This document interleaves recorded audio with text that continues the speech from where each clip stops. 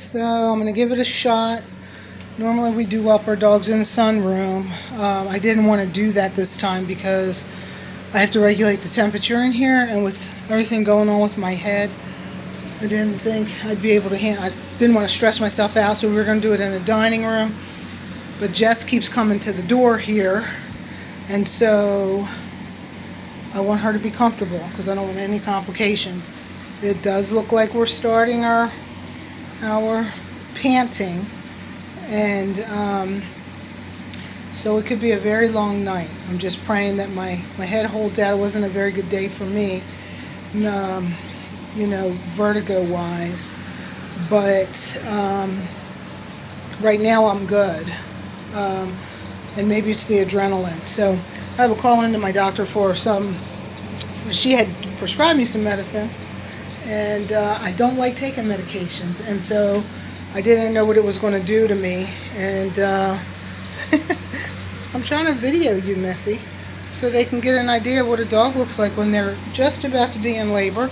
So we know a dog is in labor when, it's winter time, and she's panting, and she's pacing, but she's also digging. So she hasn't started digging in here yet, but she's been digging a couple of times. So normally what I do is I check the time when I first see them digging, and I count out 12 hours.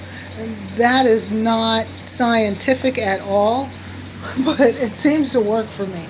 So I'm hoping by 5 a.m., wherever she is, I'm hoping by 5 a.m. she will have had her puppies, or at least will have started labor, actively pushing. I'm trying to get her on video, but she keeps walking behind me.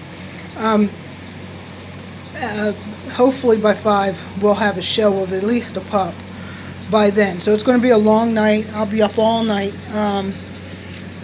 So we'll see. We'll see how that whole thing goes. Say a prayer for me as Dave is going to actually be here with me this time. I might let him get a couple of winks of sleep, but for the most part, this will be his first time participating in a birth, because since we don't know what's going to happen with my vertigo, I could have my next, hopefully it'll be gone, but if not, he'll at least know what to do for when the next female comes into season and we breed her. So I think it's going to be exciting for him. He'll be terrified, so sure. So I'm hoping that it goes smoothly and we don't have any issues. We don't have any emergency runs.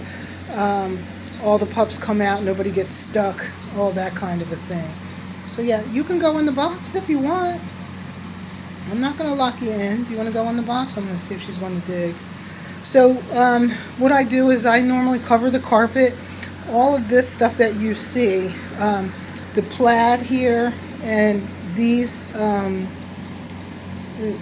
don't know what you call, well, they're actually material pee pads. There's a woman who makes these here. I like to invest in American businesses, especially small businesses. This woman actually sews these, and I am actually moving away from the pee pads, the paper pee pads. These are washables, and they're also soil resistant. So with all the blood and goop we're going to be dealing with, I don't have to worry about it going through and getting on my carpet. So I usually put a couple of different layers of carpeting down. Then I usually cover it with the washables. And and they're so pretty. There's all different designs on them.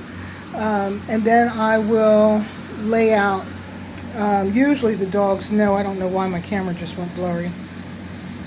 But for the dogs to dig, we really want them to dig up the carpet, because that pushes their, so here we go.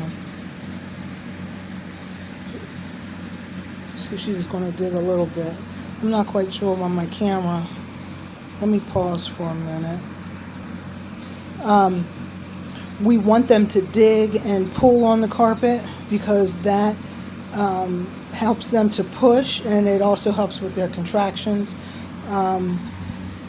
And I know that I'm not prepared with all the stuff I normally have in my fridge, so I'm going to go ahead and start laying out the rest of the carpeting that she's going to need so she can start getting her dig on. So hopefully by tomorrow morning, we'll see.